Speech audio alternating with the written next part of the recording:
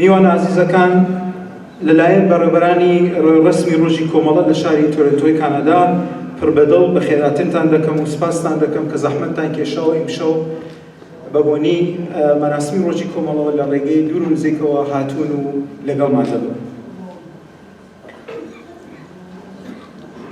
بەشداربانی بەڕێز، ئەمڕۆ لێرە کۆبووینەتەوە تا ڕێز بگرین لە یادی 56 ساڵەی دامەزراندنی کۆمەڵە و یادی 48 ساڵەی ئاشکرابوونی ئەم هێزە بە خەباتی عەلەنیەکەی. مەبوونەوە پیرۆزبایی لە هەموو تێکۆشەرانی ڕێبازی کۆمەڵە و حەزبی کۆمۆنیستی ئێران دەکەین و هیوای سەرکەوتنتان بۆ دەخوازین. هەر بەم بۆنەوە هەزاران سڵاو و درود دەنێرین بۆ یادی خۆشەویستانێک کە لە پێناوی ئەم ڕێبازەدا لە سەنگەرە جۆرەوجۆرەکانی خەبات لە مەیدانی نەبەردی پێشمەرگانە و یا لە زیندانەکانی ڕژیمی کۆماری ئیسلامیدا گیانیان بەخت کرد. سڵاو دەنێرین بۆ بنەماڵەی ئازیز و خۆڕاگری و سەربەرزیان. ڕێز دەگرین لە یادی ئازیزی کاک حەمەحسێنی کەریمی کە لە دامەزرێنەرانی کۆمەڵەیەوە لە ڕۆژی 26 ڕێبەندانی ساڵی 1357 هەتاوی لە سەنگەری خەبات لە دژی ڕژیمی پاشایەتیدا گیانی بەخت کرد. ئێمە هەموو ساڵێک لەم ڕۆژەدا بۆ ڕێزگرتن لە یادی هەموو گیانبەختکردوانی ڕێگای ئازادی و سۆسیالیزم پەیمان نوێ دەکەینەوە کە تا گەیشتن بە ئامانجەکانمان کە بریتیە لە بەدەسەڵات گەیشتنی چینی کرێکار و وفادارانە ڕێبازی و ئازیزانە ئیدامە پێدەدەین. ڕیزی بەرنامەکانی ئەمشۆمان بەم جۆرەیە کە پێتانی ڕادەگەینم. سەرەتای مەراسمەکەمان بە سرودی ئینتەرناسیۆناڵ، سرودی هاوپشتی جیهانی چینی کرێکار دەست پێ دەکەین. پاشان بۆ ڕێزگرتن لە یاد و بیرەوەری هەموو گیانبەختکردوانی ڕێبازی ئازادی و سۆسیالیزم یەک دەقیقە بێدەنگی ڕادەگەین. پەیامی ڕۆژی کۆمەڵەی ئەمساڵمان لەلایەن هاوڕێ ئیبراهیمی عەلیزادە دەبیرەوەڵی کۆمەڵە و ئەندامی کۆمیتەی ئیجرایی حەزبی کۆمۆنیستی ئێران کە لە کوردستانەوە بە سورەتی ئانلاین لەگەڵمان دەبێت پێشکەشتان دەکرێت. لە درێژەدا مەجال دەدەین بۆ بەڕێزانەی کە بەبوونی ئەم مەراسمەوە لەلایەن حەزب و لایەنە سیاسیەکانەوە پەیامی پیرۆزباییان هەیە، یەک بە یەک بانگیان دەکەین و لە خزمەتیان دەبین بۆ خوێندنەوەی پەیامەکانیان. شارێکمان دەبێت لەلایەن هاوڕێ سەلامی قادریەوە پارچە شارێک لەلایەن هۆنەرمەندی شۆڕشکێر کاک ئەحمەد بازگر پێشکەشتان دەکرێت. چەندین کلیپ و سرودی شۆڕشگێرانە لە بینی ئایتمە جۆراوجۆرەکان پێشکەشتان دەکرێت. هۆنەرمەندانی خۆشەویست و شۆڕشگێر کاک شەهروز، کاک جەبار، کاک نۆرۆز و هۆنەرمەندی خۆشەویست و شۆڕشگێرمان گەلاوێشخان چەندین بەرگۆ بابەتی هۆنەریان هەیە کە پێشکەشتانی دەکەن. لە حەدە فاسڵێکی بەرنامەکە پاوسێکمان دەبێت بۆ شام لە خزمەتتان دەبین و بەشی دوومی مەراسمەکەمان دەست پێ دەکەینەوە. مهمانان گرامی، از سوی برگزار کنندگان مراسم روز کۆمەڵە در شهر تورنتوی کانادا صمیمانه به شما خوش آمدگویی میگویم و شما سپاسگزارم که زحمت کشیده و امشب در کنار ما حضور دارید. امروز اینجا گرد هم آمده ایم تا به مناسبت 56مین سالگرد تأسیس کۆمەڵە و 48مین سالگرد آغاز فعالیت علنی این نیروی مبارز و انقلابی ادای احترام کنیم به تمامی رفقا، رزمندگان و عزیزانی که در این صفوف برای سالهای متمادی مبارزه و زحمت کشیدند. همچنین درود می‌فرستیم به یاد عزیزانی که در راه این آرمان در سنگرهای گوناگون مبارزه در میدان نبرد پیشمرگانه یا در زندانهای رژیم اسلامی جان خود را فدای مبارزه انقلابی خود کردند. درود می‌فرستیم به خانواده‌های این عزیزان و برای آنان آرزوی موفقیت و سربلندی داریم. ادای احترام می‌کنیم به یاد رفیق عزیز محمد حسین کریمی از بنیانگذاران کۆمەڵە که در روز 26 بهمن ماه سال 1357 خورشیدی در سنگر مبارزه علیه رژیم شاهنشاهی جان باخت. ما هر ساله در چنین روزی برای گرامی داشت یاد همه جانباختگان راه آزادی و سوسیالیسم پیمان خود را تازه می‌کنیم که تا رسیدن به هدف نهاییمان که همانا به قدرت رسیدن طبقه کارگر است وفادارانه در راه آنان گام برداریم. عزیزان، ترتیب برنامه امشب به شرح زیر است که خدمتتان عرض می‌کنم. ابتدا مراسم را با سرود اینترناسیونال، سرود همبستگی جهانی طبقه کارگر آغاز می‌کنیم.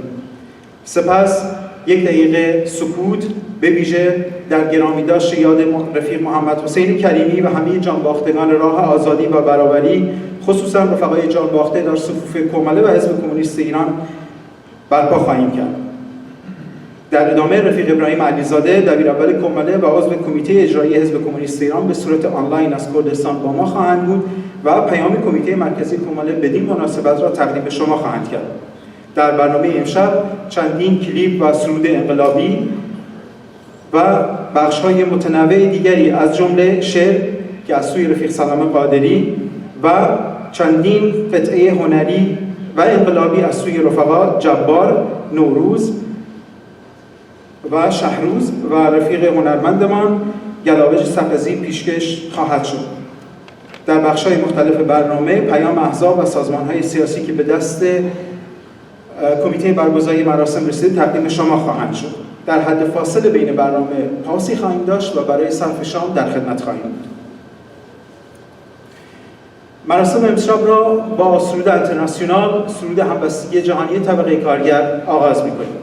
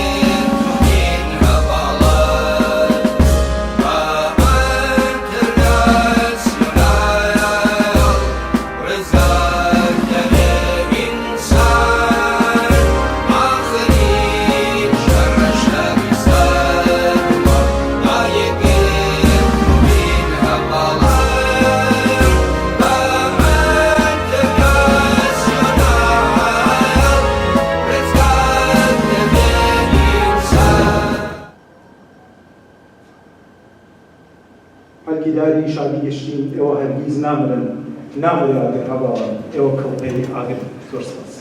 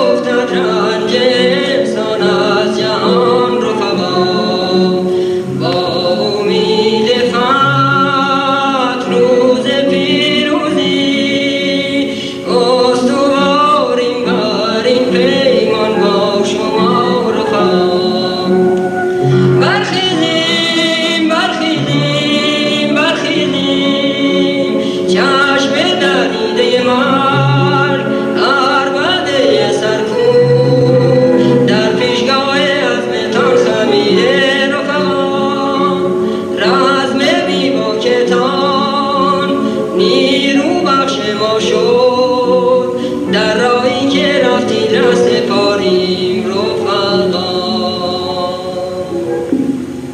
یادشان گرامی بود. استش هاور ابراهیم علیزاده لبیرونی کوملا لکردستان و لگل مانن بو پیشکشکردنی پیامی کمیته نواندی کوملا بابانی 26 رمضان امسال. منم گروه خودم خدمت همه حضار محترم و عزیز و شرکت کنندگان در مراسم آغاز 57مین سال زندگی سیاسی کومله سلام عرض میکنم و خیلی خوشحالم که در خدمت این عزیزان هستم. خیلی متشکرم از اینکه زحمت کشیدن و در این مراسم شرکت دارند.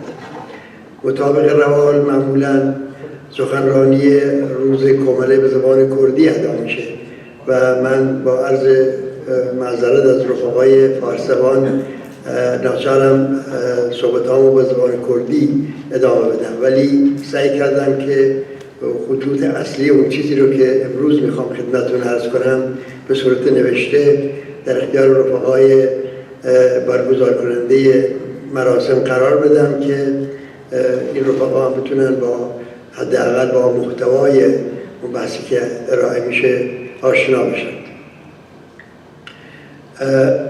پیشم مشتیک لیادی تیپرگونی 56 سال خبات و تیخوشانی کومله دا و دەستپێکی 57مین ساڵی ژیانی سیاسی ئەم ڕێکخراوەیە سوپاس و ڕێز و جەماوەری خەڵکی تێکۆشەی کوردستان بۆ ئەو خەڵکەی کە لە هیچ کاتێکدا کۆمەڵەیان بەتەنیا نەهێشت و هەمیشە پشت و پەنای بوون. پشت و پەنای بوون لە سەختترین ڕۆژەکاندا، لە خەباتدا، لە هیوادا، لە هەوراز و نشێودا. یادی هەموو گیانبەخشدوانەی ڕێبازی کۆمەڵە و حزبی کۆمۆنیستیەران دەکەینەوە کە وەکو ئەستێرەی درەوشاوە چ لە ڕیزی پێشمەرگانەدا و چ لە زیندان و سیاسەڵەکانی ڕژیمدا بە بەختکردنی گیانی خۆیان ڕێگای ئێمەیان ڕوون کردەوە. سەری ڕێز دادەنوێنین بۆ بنەماڵ و سەربەرزەکانیان، ئەو دایک و باوک و خوشک و برا و هاوسەر و منداڵانەی کە بە سەبووری خۆیان وانەی بەردەوامیان فێرکردی. هاوخەمی خۆم، هاوخەمی قوڵی خۆم دەردەبڕم بۆ قوربانیانی ئەو تاوانەی کە دەستی خوێناوی کۆماری ئیسلامی لە ڕۆژانی 18 و 19 بەفرامباری ئەمساڵ و لە تاریکی شەودا ئەنجامیدا و کۆمەڵکوژی کردن. یادیان بەرز و بەڕێز بێت. درود دەنێرین بۆ زیندانیانی سیاسی خۆڕاگر، ئەوانەی کە لە زیندانیشدا سەربەرزانە لەسەر ئامانجەکانیان بەردەوامن.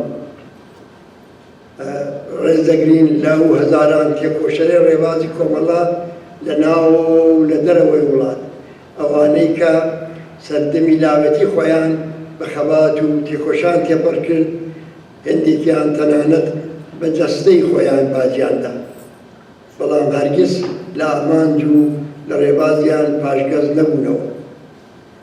یادی هاوڕێی دامەزێنەر کاکە حوسێنی کەریمی دەکەینەوە، ڕێبەرێک کە لە یادی هەموماندا بەزێر نووسراوە و ئەم ڕۆژە بە ئیفتیخاری ئەو نێودێرکراوە. بەڕێزان، ئەمڕۆ لێرە کۆبووینەوە نەتەنها بۆ بیرهێنانەوەی مێژوویەک، نەتەنها بۆ ڕێزلێنان لە ناوێک، بەڵکو بۆ زیندوڕاگرتنی ڕێگایەک، بۆ زیندوڕاگرتنی ڕێبازێک. 56 ساڵ لە دامەزراندنی کۆمەڵە تێپەڕی، 56 ساڵ خەبات، 56 ساڵ ڕاوەستان و مقاومەت، 56 ساڵ هیوا و ئازار، کەوتن و هەستانەوەی دووبارە. ئەمڕۆ لە یادی ئەم یادەدا باسێک دەکەین لەسەر وەزعی کوردستان و ئێران. بارودۆخی کوردستان و ئێران بە جۆرێکە کە دەتوانین بڵێین لە ناو قوڵترین قەیرانی سیاسی مێژووی هاوچەرخی خۆیاندا. قەیرانێک کە تەنها قەیرانێک نییە کە ڕووی لە دەسەڵات بێ، بەڵکە قەیرانی داهاتووشە. قەیرانی ئەو پرسیارەیەکە بەرەوچۆ ئەڕۆی، پرسیارێکە وەڵامەکەی لانیکەم لە کورتماوەدا ناڕوونە. کۆماری ئیسلامی لە کاتێکدا کەوتۆتە بەردەم ڕووخان کە جێگرەوەکەی ئامادە نییە. دوای کۆمەڵکوژی 18 و 19 بەفرامبار کەم نین ئەو کەسانەی کە ئازاری چزووی ئەو ڕێژیمەیان چەشتووە کە دەڵێن بە ئەو ڕێژیمە بڕات هەرچی دەبێ با ببێت. ئێمە بە قوڵی لەو هەستە تێدەگەین. ئێمە دەزانین کە چ تووڕەیەک لە ناخی ئەو کۆمەلگایەدا پنجی خواردوێتەوە. ئەو هەستە بە تەواوی قابلی دەرکە. بەڵام ئەرکی ئێمە شوێنکەوتنی تووڕەیی خەڵک نییە، ئەرکی ئێمە ڕێپشاندانە لە ئەگەری هەر ڕووداوێکی نەخوازراویشدا. ئێمە بەوەی کە ڕەوتی ڕووداوەکان لەوانەیە بەدڵی ئێمە دەستە پێش خۆمان بێوەزیفە ناکەین. ئەرکی ئێمە وەکو ڕێکخراوێکی سیاسی ئەوەیە کە لە جەرگەی هەر چەشنە قەیرانێکدا ڕێنیشان دەربی کە وە هەوڵ بدەین کە سەرکەوتن بە کەمترین خەسارات و بە کەمترین ئازار وسۆگەر بێت. بەڕێزان، ڕژیمێک ممکنە بە زۆر شێوە بڕوخێت، بە شێوەی ڕوخانی سەدام حوسێن لە عێراق، بە داگیرکردنی وڵات بە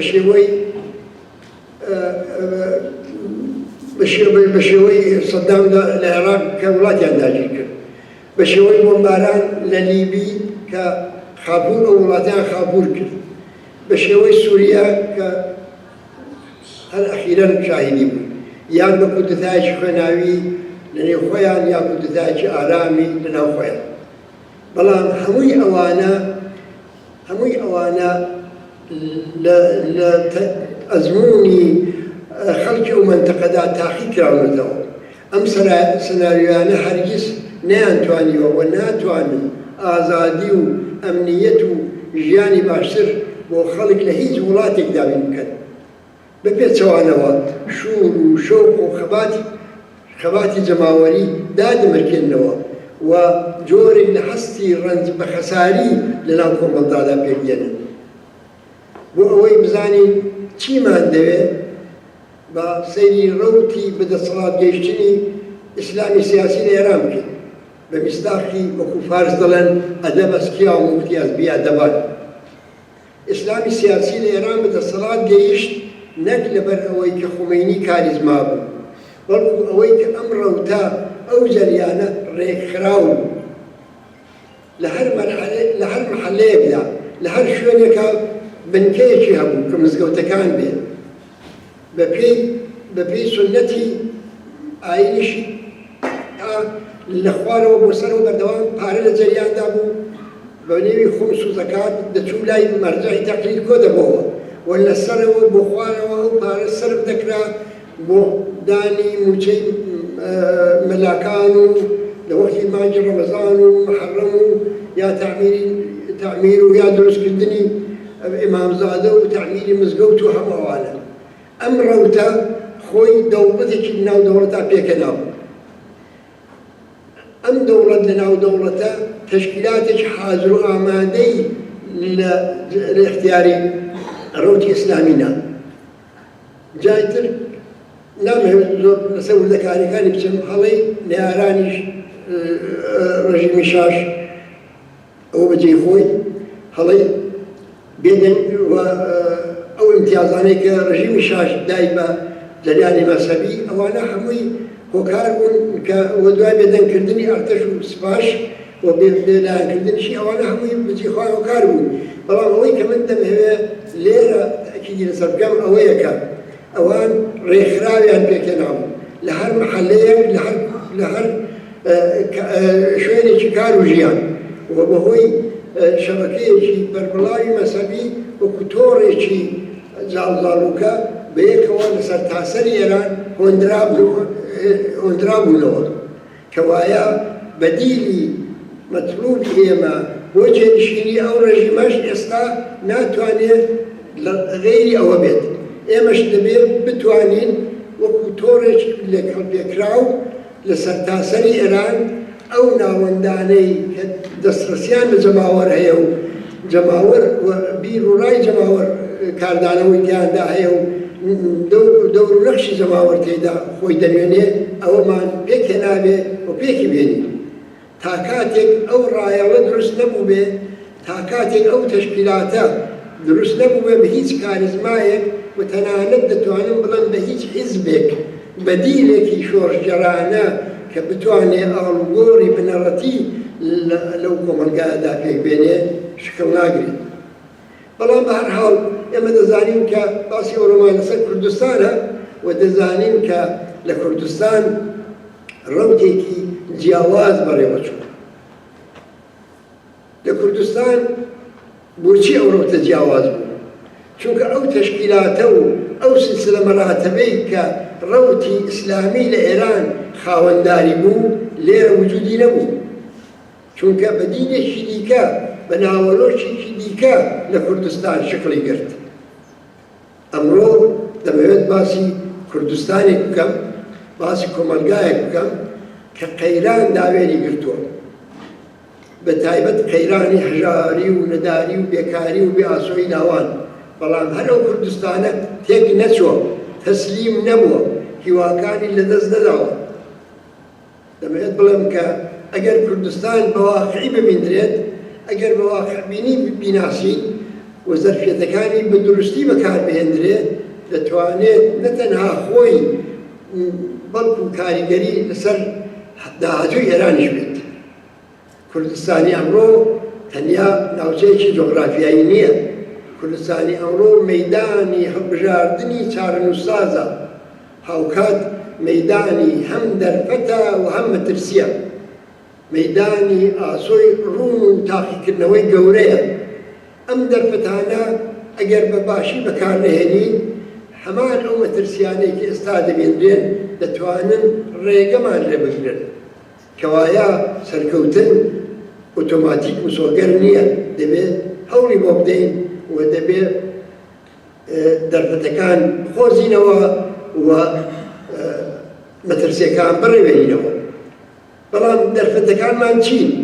ئەم دەرفەتانە خۆ لە ئاسمانەوە نهاتوو، نە کەسێک پێی بەخشیوی، نە لە ئاسمانەوە هاتوو، بەڵکو بە ساڵانی دوور و درێژی خەبات بە وشیاری بە خوێن و بە فرمێسکی خەڵکی کوردستان خۆیان ئەو دەرفەتانە خاندووە.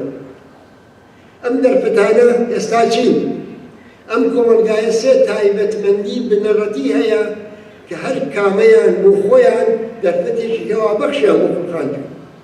یەکەم بۆتە کۆمەلگایەکی سیاسی.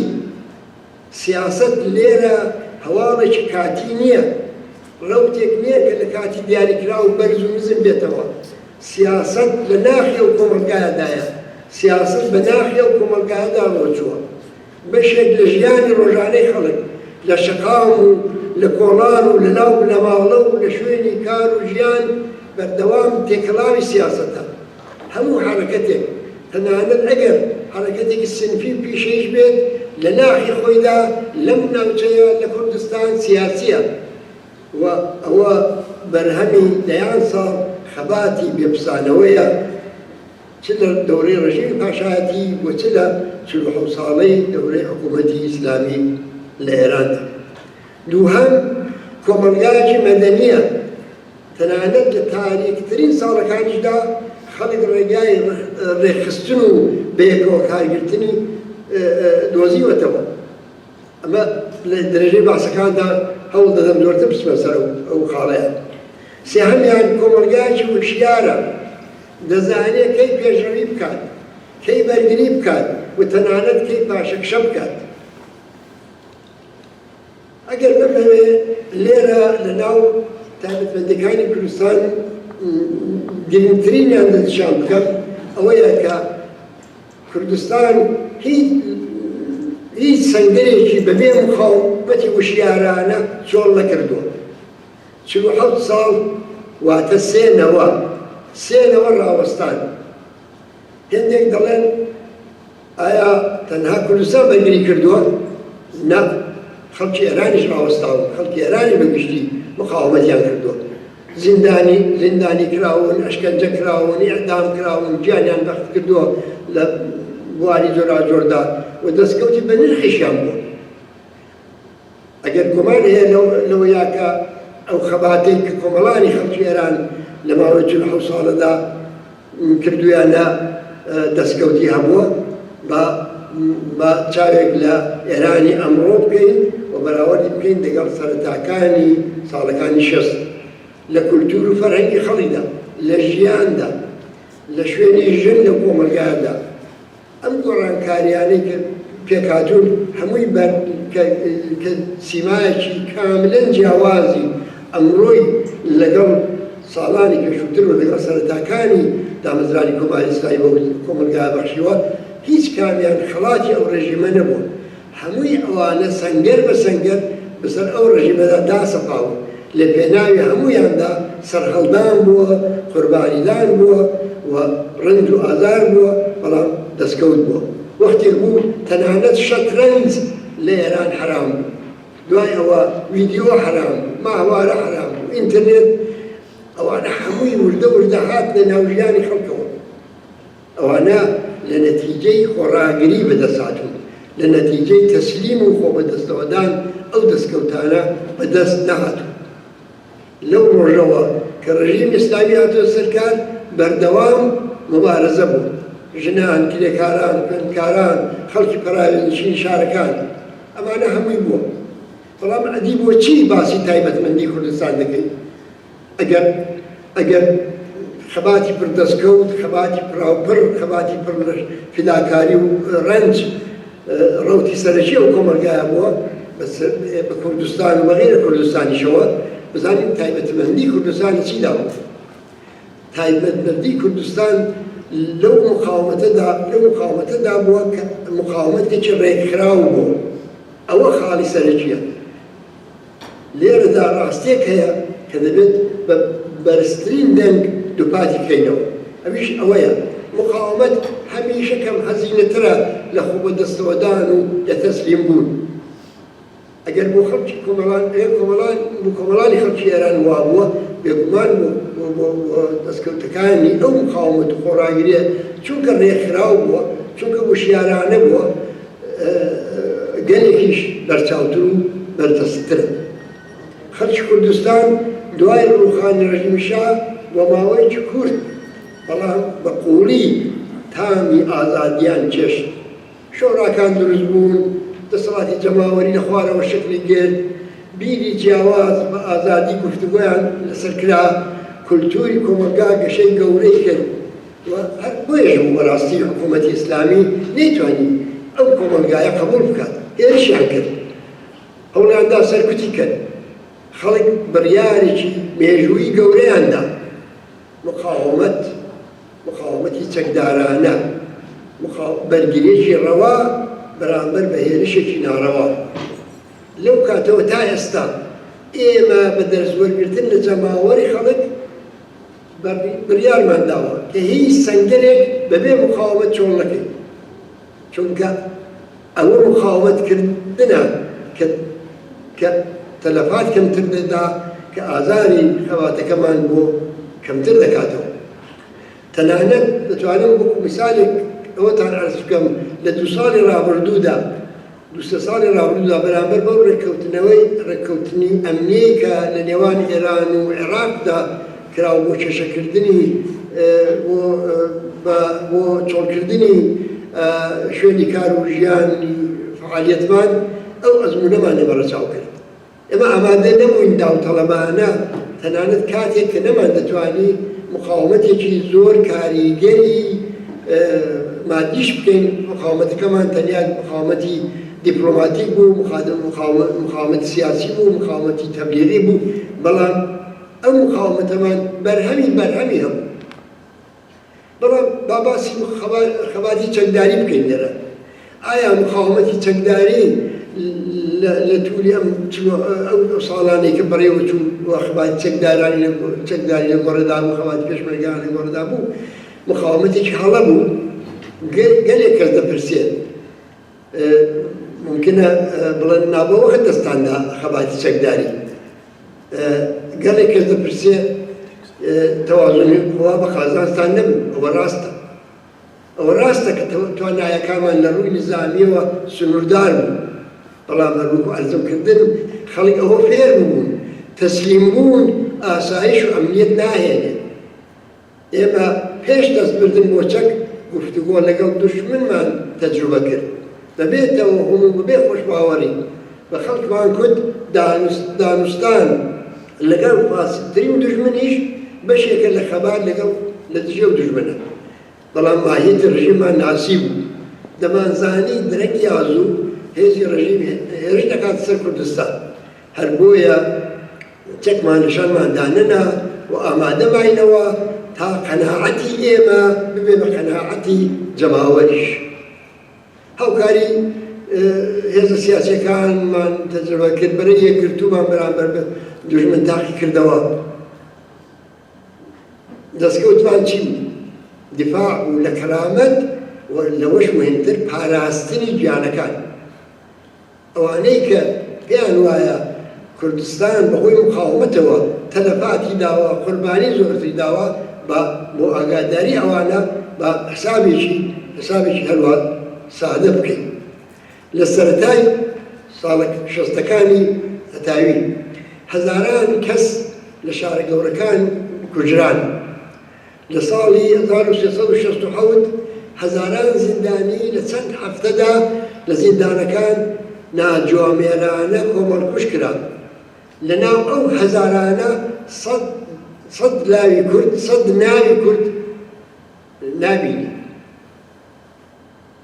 بەڵام لە کوردستان جیاواز بوو نەک بەهۆی ئەوە کە گۆیا ڕژیم بەزەیەک نیشان دەدا بەرامبەر بە کوردستان بەڵکو بەهۆی مقاومەتی ڕێکخراو مقاومەتی هۆشمەندانە بەرگری ئێمە شەڕی ئێمە شەڕی مان و نەمان نەبوو شەڕی هەرمان بوو فێر بووین لەکوێ بوەستی لەکوێ پێشڕەوی بکەین لەکوێ پاشەکشە بکەین فێر بووین زەرفێتەکانی کۆمەلگا لەبار نەبین لە شەڕی کۆلەپەرستانەی 8 ساڵەی ئێران و عێراقدا گیانی بە سەدان هەزار لاوی کوردمان پاراست نەمانهێشت لاوانی کورد ببنە گۆشتی بەرتۆپی شەڕێکی کۆلەپەرستانە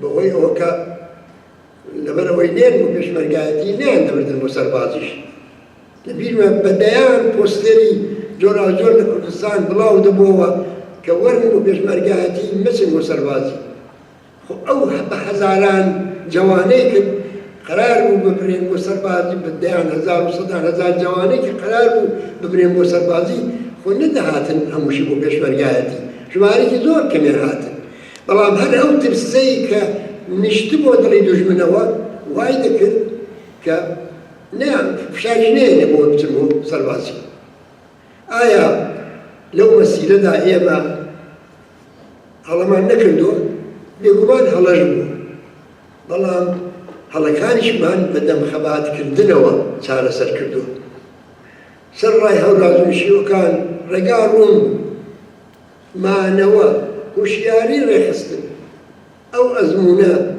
بەڵام ئەو ئەزمونە تەنیا لە خەباتی پێشمەرگانتدا نەمایەوە ئەم ئەزمونە گواستراوە بۆ ناو وردە گواستراوە بۆ ناو شارەکانیش بۆ خەباتی مەدەنی لە کاتێکدا کە جمهوری ئیسلامی لە ئێران لە لوتکەی دیکتاتۆریەت و سەرکوتگەری خۆیدا بوو لە کوردستان ڕۆژی جیهانی کرێکار بەڕێوە دەچوو لە شاری سنە لە پاساژی عیزەتی لە ساڵۆنی تەختی لە شاری سەقس لە گۆڕەپانی جۆراجۆر لە ساڵەکانی 1967 و 1970 کە ئەو ساڵانە زانین چ ساڵانێکی تاریک بوو لەسەر کوتب بەڵام ڕۆژی جیهانی کرێکار بەڕێوە دەچوو ڕۆژی جیهانی ژن بەڕێوە دەچوو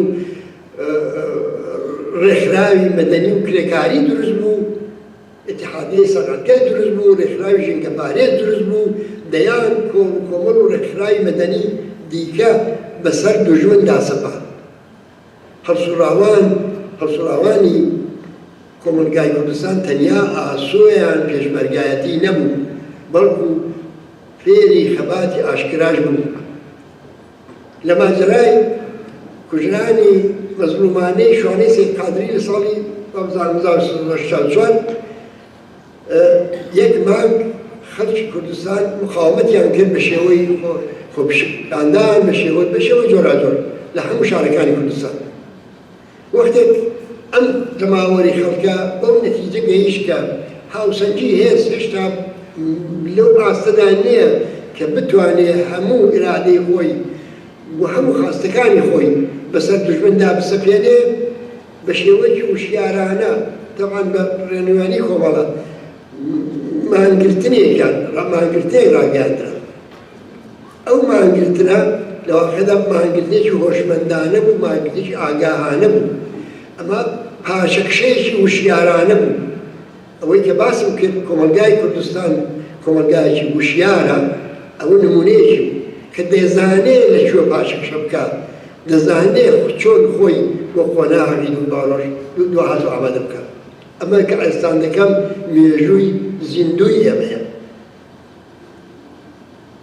وتم کە کۆمەلگای کوردستان کۆمەلگایەکی سیاسیە، کۆمەلگایەکی مەدەنیە، کۆمەلگایەکی وشیارە، کۆمەلگایەک کە دەزانێت چی دەوێت، دەزانێت چی ناوێت، دەزانێت دەبێت لە دیکتاتۆری ئیسلامی دەبێت تێپەڕ بێت، بەڵام دەزانێت گەڕانەوە بۆ پاشایەتی چارەسەر نییە.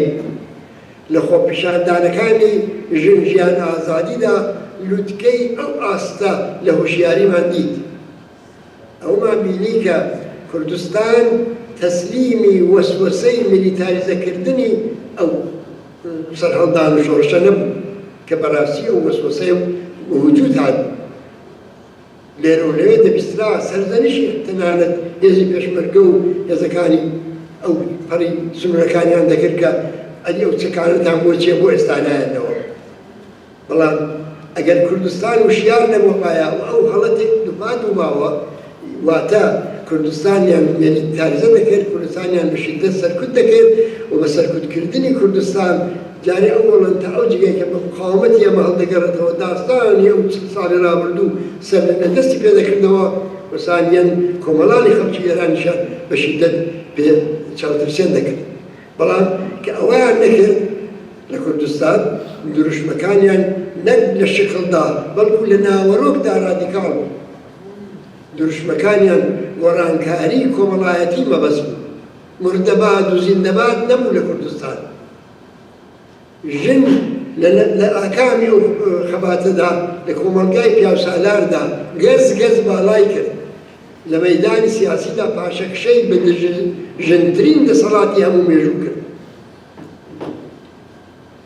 دیمەنێکی دیکەی وشیارێمان ئەمە لە سەرهەڵدانی مانگی بە فەرمانی هەر ئەم ساڵدا بینی. لە کاتێکدا دەوڵەتی ئەمریکا دەستگا تەبلیغاتیە نابەرپرسیارەکان خەڵکیان بەبێ ئامادەکاری بردە شەڕی مانوونەمان، خەڵکی کوردستان کە لەو تەجربەیە بەهرەمەند بوو، کە لەو وشیاریە بەهرەمەند بوو، ڕێگایەکی دیکەیان گرتەبەر مانگرتنی گشتی ڕێکخراو کەم هەزینە و کاریگەر. ئەمە واتە گەشەی سیاسی هیوا بەبێ خۆشباوەڕ. خەڵکی کوردستان چاوەڕێی موعجزە نین، چاوەڕێی زرهێزەکان نین، گەلێک خەیانەتیان بینیوە و دەزانن کە سەرکەوتن لەسەر کەشەفی زێڕین پێشکەشیان ناکرێت. فێری ئەوە بوون کە ئەوەی کە بە شان و باوەی خۆیان و ئەوەی کە بە هێزی خەبات و ئیرادی خۆیان بەدەستی لێهێنن بەدەست نایەت. ئەگەریش بە شێوەی کاتی بەدەست بێت بەردەوام نابێت. ئەم وشیارەیە ئێمە لەو کۆمەلگایەدا دەبینین. ئایا بەڕاستی ئێمە دەبێت خەیانەتێک هەر لەم ڕۆژانەدا لە ڕۆژاوە بە بزوتنەوە عەزیمە کۆمەڵایەتێکرا لەبیرمان بچێتەوە؟ بەناردنی نێردەیەک و بە ڕێکەوتنێکی ژێربەژێری ئیسرائیل و ئەمریکا و تورکیا کۆتاییان بە کەم و زۆر کۆتاییان بە بزوتنەوەیەکی کۆمەڵایەتی بەهێزی کە گوڵی سەرتۆپی هەموو بزوتنەوەکانی ڕۆژهەڵاتی ناوەڕاست بوو هێنا یا خەریکن دەیهێن. ئەمە ئەمە لە تەجربەی خەڵکی کوردستاندا تەجربەیەکی زیندووە بۆیە دەڵێم لە کۆمەلگای ئێمەدا بە خۆشیەوە دەڵێن ئەوەی کە خەڵی دەزانێت ئەوەی کە بە هێزی باز و ئیرادە و توانایی خۆیان بەدەستی لێنن بەدەست نایەت. بەڵام ئازیزان هەموو دەرفەتێک لەگەڵ خۆیدا مەترسیش دێنێت. بۆ نمونە ئێمە هەمیشە دەڵێن کوردستان کۆمەلگایەکی حیزبیە. فرە حیزبی بوون لە کوردستان هەم سەرمایەیە بەڵام هەم مەترسیشە ئەگەر ڕێک نەخرێت. ئەگەر ڕێک نەخرێت دەتوانێت ببێتە هۆی کێشەی ناوخۆیی بە تایبەت ئەگەر سنەتی حیزبی چەکداریش بێتە نێو بابەتەوە. بۆ نمونە من بۆ نمونە ئەرستان دەکەم لە حەوت مانگی ڕابردوودا حەوت حیزبی سیاسی چەکدار لە کوردستان خەریکی دیالۆگ و گفتوگۆن. بەڵام ئەو حەوت مانگە دیالۆگ و گفتوگۆ تەنانەت نەیگەیاندن بە جێگایەک کە ڕەزامەندی هەموو لایەک دابین بکات. ئەمە مانای ئەوەیە کە ئێمە لەگەڵ کەیسێک لەگەڵ قەزێکی ئاڵۆز بەڕۆبووین. با لەوە بگەڕین کە چ گیرروگرفتێک لە ڕێگادا بوو یا هۆکارەکانی، بەڵام ئەو واقعیەتە کە بوونی هێزی چەکدار بوونی ئەو هاوسەنگەی کە ناو هێزانەدا هەیە ئەگەر ڕێگای بۆ نەبینرێتەوە، ئەگەر ڕێک نەخرێتەوە و ئەگەر نەناسرێ بە وردی ئەوە دەتوانێت یەکێک لەو مەترسیانە بێ کە لە جیاتی ئەوەی ببێ بە دەستکەوت ببێ بە جێگای نیگەرانی بۆ کۆمەڵانی خەڵکی کوردستان. هەڵبەت ئێمە ناومێت نین لەوە ڕێگای بۆ بینەوە، پێمان وایە ڕێگایە هەیە ئەو چارەسەرت دەبێت بدۆزرێتەوە، بەڵام ئەوە بە بەشداری جەماوەری خەڵک دەکرێت، بە ئاشنابوونی جەماوەری خەڵک لەگەڵ گیرروگرفتەکان دەکرێت، بە ناسینی ئەو مشکلاتە دەکرێت کە لە ڕێدایە و بە دەخالەتی جەماوەری بۆ پوسەڵکردنەوەی هەر نوع مقاومەتێک کە لە ڕێگای چارەسەرکردنی ئەو گیرروگرفتە هەیە. ئێمە بەهەرحاڵ وەزیفەمانە ئەمڕۆ بە یاسبەی ئەم مەترسیە بڕەوێنینەوە. مەترسیەکی دیکە سیاسەتی دەوڵەتی مەرکەزیە، سیاسەتی کە مەشهورە بەوەی ناکۆچی بنێەوە و حکومڕانی بکە. ئەم سیاسەتە ئامرازێکی هەمیشەیی دەوڵەتە ناوەندگراکانی، نەک کۆماری ئیسلامی، بەڵکو ئەگەر بڵێن هێرشێنی ژمارە دوی ئەو ڕژیمەش کە دوور لە چاوەڕوانی نییە هەر ئەوەی لێڕە چاو دەکرێت. گفتوگۆی جوداگانە، ئیمتیازدانی تایبەتی، وەسوەسەکردنی ئەم یا ئەو بۆ دەسەڵات. ئەمە مەترسێکە کە خەڵکی کوردستان دەبێت بە تەجربەی ڕابردووش بە بەرچاوبوونی و وشیاریەوە بڕوانن و لە کاتی خۆیدا پوچەڵێکەنەوە و نەهێڵن ئەو جۆرە پیلانانەی کە دوژمن بەرنامە ڕێژی بۆ دەکات شکڵ بگرێت. ئازیزان مەترسیەکی دیکە لە کوردستان کە گەلێک گرینگە کە لێنەنێتەوە یەکانە کە کاریشی بۆ دەکرێت و ئەویش بە تایبەت لەنەوەدا کێشەی کورد و تورک لە سنوورە هاوبەشەکان.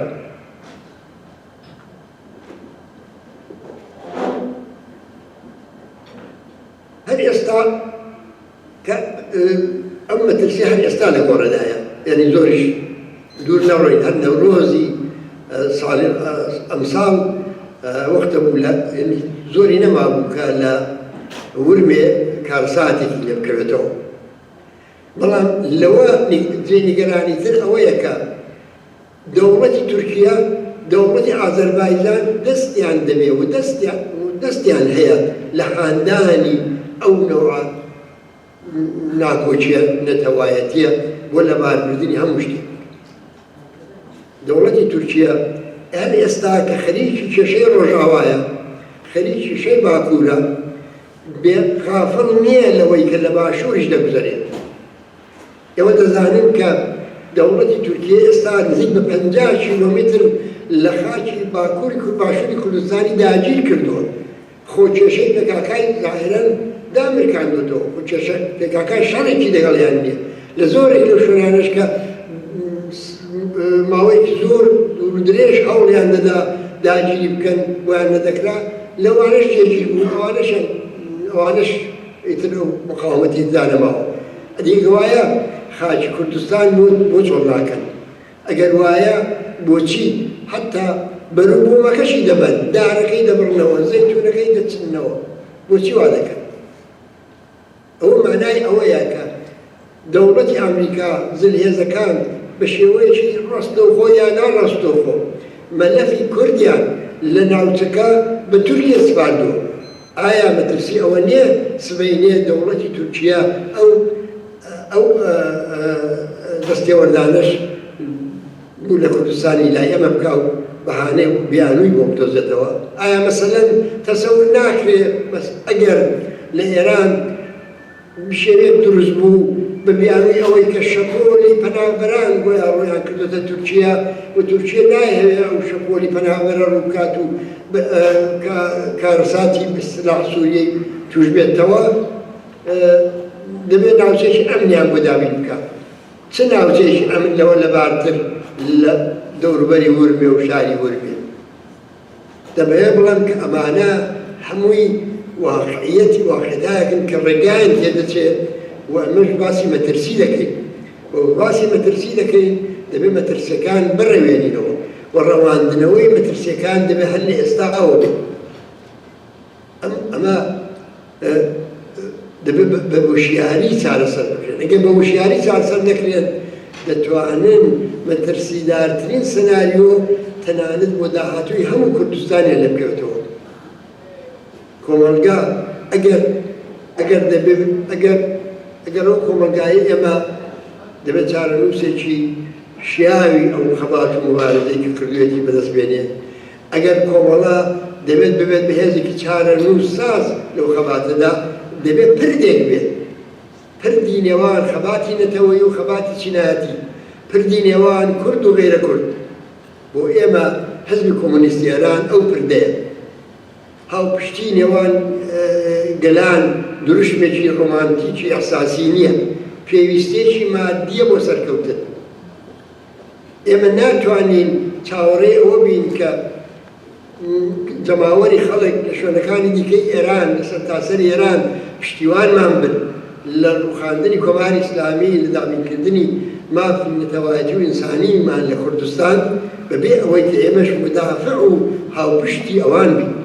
ناتوانین ئێمە مدافعی ژنی مەشهەدی، کرێکاری عەسەلویەیی و خوێندکاری تارانی نەبین، بەڵام چاوەڕێی ئەوە بین کە ئەوان پشتیوانی خەباتی ئێمە بن لە کوردستان. کاتێک ئەو مەترسیانە دەڕێوێنەوە کە هەم دەرفەتەکان بناسی و هەم فرسەتەکان لەدەست بدەن. لەم قەیرانەی ئێستادا بێگومان ڕێژیم ئەگەر لێی دەرباز بێت لەو قەیرانەی کە سا دەرگیرەتی لاوازتر دێتە دەرێ. لە هەلومەرجی لاوازتر بوونی دەسەڵاتدا، دەسەڵاتی ناوەندیدا بۆشایی دەسەڵات لە کوردستان پێک دێت. ئەم بۆشاییە پێویستە بە خێرایی بڕبێتەوە. ئەوەیە کەڵگوەرگرتن لە دەرفەت. کوردستان دەتوانێت شوێنی سەرهەڵدانی دامەزراوە جەماوەریەکان بێت. لەبەرەوە خەباتێک سنەتەن خەباتێکی ڕێکخراو تێدا بڕێوە چۆن. وەختی دەسەڵاتی دەوڵەتی مەرکەزی زەعیف بێت، یعنی بە هەر ڕادەیەک زەعیف بێت، لەوەوە کە ئیتر بە تەواوی پاک بێتەوە تا ئەوەی کە تا ڕادەیەک زەعیف بێت. بۆشایی دەسەڵات بە پێش تەجروبەی جەماوەر لە خوارەوە پڕ دەبێتەوە. خەڵک گەڕەکێکی خۆیان هەروە بێخاوەن ڕەها ناکەن، خەڵک کارگا و کارخانەکەی خۆیان بێخاوەن ڕەها ناکەن، دانیشگا و زانکۆ مەدرسە بێخاوەن ڕەها نابێت، شوڕای بۆ دروست دەبێت، ڕێکخراوی مەدەنی جۆراوجۆری بۆ دروست دەبێت، لەژێر هەر ناوێت بێت. ئەمانە هەمووی قوتابخانەی دەسەڵاتی جەماوەرن کە لە کوردستان ئەزمون کراوە. ئەم مەترسێکی دیکە کە مەترسی چەکە، چەک دەبێت لە دەستی دامەزراوی جەماوەری بێت لە دەستی هێزی بەرپرسیاردا بێت نەک لە دەستی گروپ و میلیشیای نابەرپرسیار بەڵام هێزی بەرپرسیار هێزێک کە زەمانەتی بەرپرسیارەتی بکرێت حزبی سیاسی نییە جەماوەری خەڵکە ئەو جەماوەرێک کە بە دەنگی خۆیان ناوەندی ئێسڵاتی خۆیان هەڵدەبژێرن و دەزانن چۆن و بە چ شێوەیەک بۆ پاراستنی ئەمنیەتی خۆیان بۆ پاراستنی دەستکەوتەکانی خۆیان چەک بەکاربێن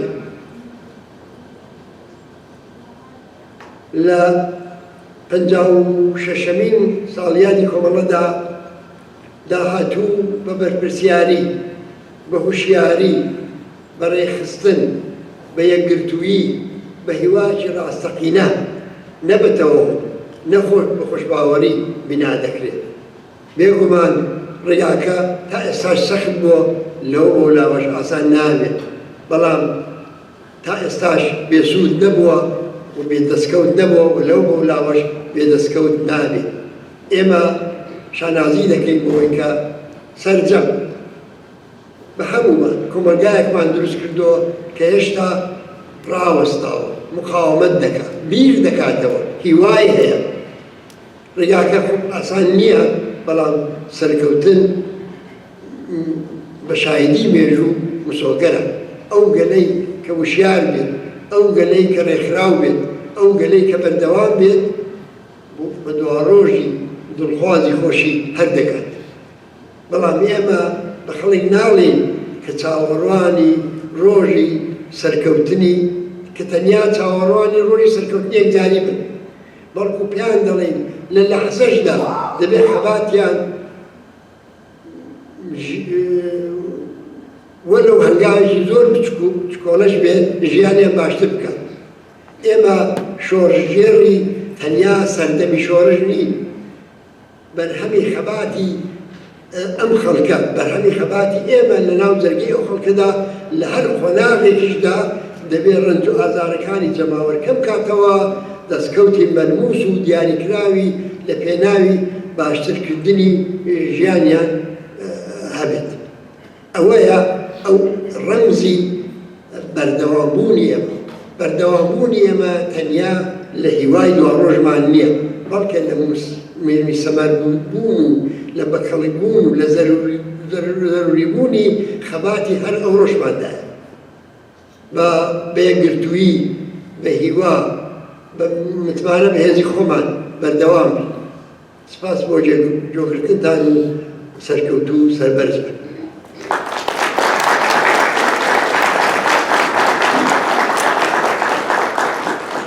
با سپاس از رفیق ابراهیم علیزاده هاوڕێ ابراهیم زۆر سپاس هاوڕێیانی کوردستان سپاس لەوەی کە تام درێنگانەی شەو بەرحاڵ تەحمڵتان کرد و ڕاستمەکەی ئێمەیش بەشدار بوون زۆر سپاس بۆ هەموو لایەکتان و دەستان خۆش بێ و ماندوویش نەبوو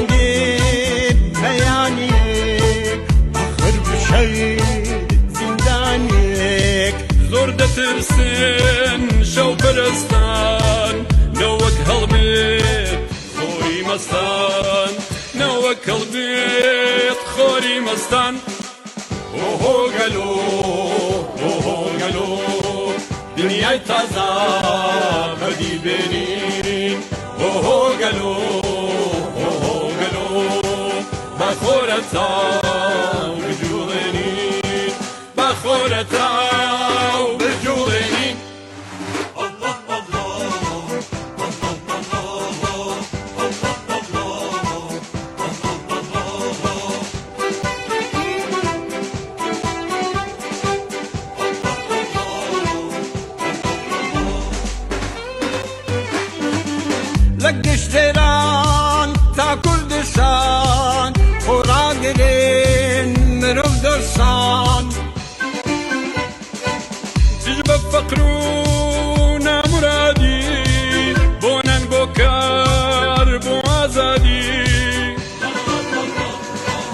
یکی چاوی ببین دارا یکی اصیل زور دارا بەڵام هیوایە ڕوون و گەشە چونکە ژنێ پەرچەمدارە چونکە ژنێ پەرچەمدارە ئۆهۆ گەلۆ ئۆهۆ گەلۆ دنیای تازە بەدی بێنین ئۆهۆ گەلۆ ئۆهۆ گەلۆ بەخۆرە چاو بجوڵێنین بەخۆرە چاو بجوڵێنین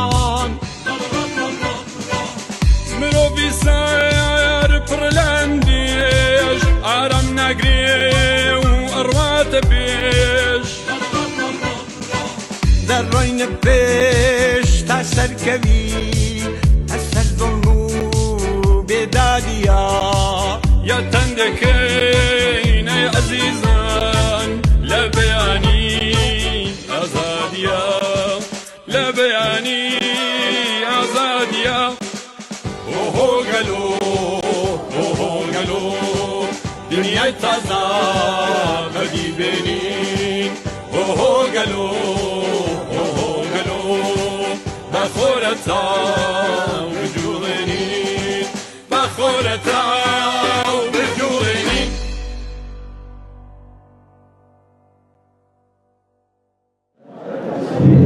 کارگران، زنان آزاده، جوانان انقلابی 26 بهمن سالروز علنی شدن کمله سازمان کردستان حزب کمونیست ایران است. هسته‌های اولیه کمله جمعی از روشنفکران انقلابی سوسیالیست بودند که با زندگی و مبارزه کارگران و زحمتکشان همدلی داشتند.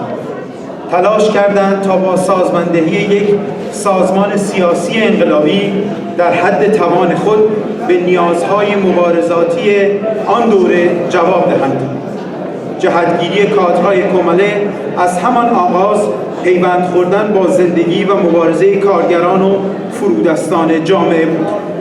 کم نبودند فعالان کمله که در معادن، کارگاه‌ها و کارخانه‌های شهرهای همچون تبریز، تهران، سمنان، دامغان، بندرعباس، اهواز، آبادان، کرمان، رفسنجان، اصفهان و شهرهای دیگر ایران همراه با کارگران سایر مناطق ایران دوش به دوش کارگران سراسر ایران کار می‌کردند و منشأ آگاهی سوسیالیستی بودند و توده کارگران را با ریشه‌های درد و رنج دنیای سرمایه‌داری و راه رهایی از استثمار و ستم آشنا می‌کردند.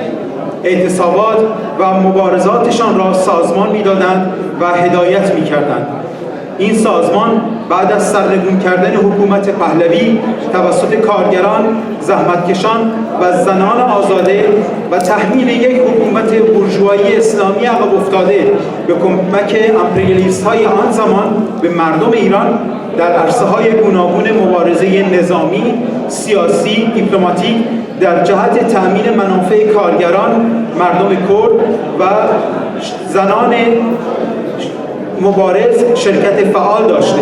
کادرهای سوسیالیست و رزمنده را پرورده و تجارب ارزشمند بسیار در مبارزه علیه اشکال گوناگون سرمایه‌داری و امپریالیسم غالب در منطقه ما را آموخته است. زنده باد کمله، زنده باد سوسیالیسم. خوش ایستان. داول هاور سلامی قدریتم بید بو پیشکش کردنی پارچه شهرکت که هاور سلام. میوان بەڕێزەکان زۆر زۆر بەخێر بێن. پیرۆزبایی ڕۆژی 26 ڕێبەندان ڕۆژی کۆمەڵەتان لێ دەکەم. و هەر لێرەوە بە فرسەتی دەزانم کە لە بنەماڵەی ئازیزیگیان بەختکردووان زیندانیانی سیاسی و هەموو ئەوانەی کە تەنانەت ڕۆژێک لە تەمەنیان لە پێناوی ڕێبازی کۆمەڵەدا و یا بەشێک لە جەستیان لە پێناوی ڕێبازی کۆمەڵەدا بەخت کردووە پیرۆزبایی ئەو ڕۆژیان لێ بکەم و سەری ڕێزبوونەوازیش دابنەوێنن لە حەنای خەباتی شۆڕژگەڕانیان. من پێش خوێندنەوەی شعرەکە پێم خۆشە یەک کورتە تەوزیحێک بدەم کە بۆچی ئەو شعرەم بۆ ئیمڕۆ پێ مناسب بوو لەم ڕۆژانەدا کە کۆمەلگای ئێران تینووی شۆڕشێکە و بە هەزاران لاوی ئەو وڵاتە و بە هەزاران خەڵک لە وڵاتە کۆمەڵکوش کراون و خەڵتانی خوێن کراون لە کوردستانی شۆڕژگێر بەهۆی بوونی ئەحزابی شۆڕژگێر ئینسانی شۆڕژگێر و فەرهەنگی شۆڕژگێڕایەتی بارودۆخێکی زۆر باشتر بە نسبەتی چارەنووسی شارەکانی سەراسەری ئێران هەیە چون شۆڕش و شۆڕژگێڕیەتی پێویستی بە حیزبی سیاسی ڕێبازی ڕوونی سیاسی و ڕێبەرایەتی هەیە کە بەداخەوە لە شارەکانی ئاستی سەراسەری هێشتا مەجای لەدایکبوونی ئەو پێویستیە بۆ شۆڕش نییە و هەر ئەوە کارەساتێکی گەورەتر لەوەی لە شەقامەکانی ئێران کۆمی کارەساتی تەوەهمی سەد هەزاران نەفەری لە ئێرانیانی دەرەوەی وڵات بە کەسێک کە کوڕی شای پێشووی دەرکراوی ئێرانە و جۆرێک لە ناچاری و لە دەستەنگی و بێ دەرەتانی سیاسیەوە کەوتونەتە ناو بارودۆخێکی واکە ئەوە بەڕای من خۆی لەوەی ناو کۆمەلگای ئێران کارەسات بارترە. جا ئەو شعرێک کە پێشکەشتان دەکەم شعری ئۆژن کۆتیە یەکێک لە ڕێبەرانی کۆمونی پاریس و شاعری سۆسیالیستی فەڕەنسیە کە من چەند ساڵی لەوە پێش تەرجمەم کردوەتەوە ئەو کورتە تەوزیح دەدا خۆی شعرەکە و ناوی شۆڕژگێڕە. شۆڕژگێر ئەو ناوەکەی تری مرۆڤە کە چیتر نابێ بە دیلی پارە کە جگە لە دادی کۆ من بە هیچ نادا کە بە متمانەوە هەنگاو هەڵدەگرێت.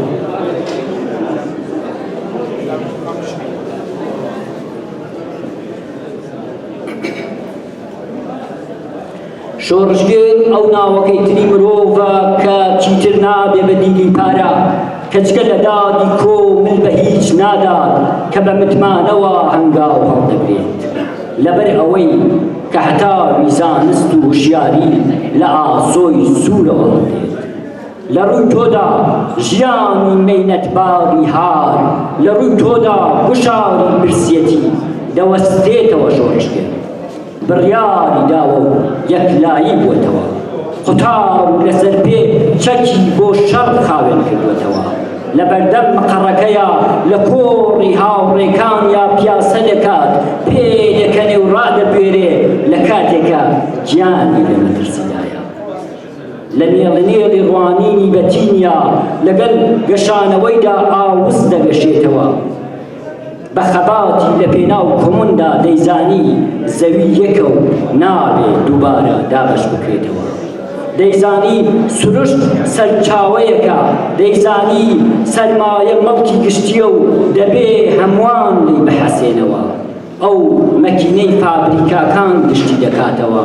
نایەوێت چیتر پشکۆماوەی بەردەم هەڵمی بەردەوامی کارگەبێ دەپرسێ شۆڕژگێر دەپرسێ چما چەوسێنەر ئامرازی ڕزگاری کردووە بە ئامرازی دیلبوون لە بەرامبەر چینی باوا دەستا شەڕی چینەکەی دەکا شەڕێکی بێکۆتایی تا ئەو کاتەی چەرخی زەمەن بە باڵی کەڵەکەبوونی سەرمایەدا بسوڕێ تا ئەو کاتەی کرێکارێ تاقە کرێکارێ نەبوو بێ ئەو ئیتر هێزی خۆی نابەخشێ بە بۆژوازی هێزی چەند ملیۆن کرێکار خوێنی چەند ملیۆن کرێکار بە درێژایی ڕۆژەکانی ساڵ چەند دەکات لە خوێنی کرێکاران لە ئێسقام و پێست و لەشی کرێکارانی کانزا لە هیچ و تیاران چیها قازانجی ناحەق دەکەن خاوەنکاران ئەو تێدەگا دایکی دلۆڤانی ئێمە زەوی ئەو هەسارەیە کە شکۆ دەپرۆژێ لە مەزنی چلۆن هەژار خراوە لێبوو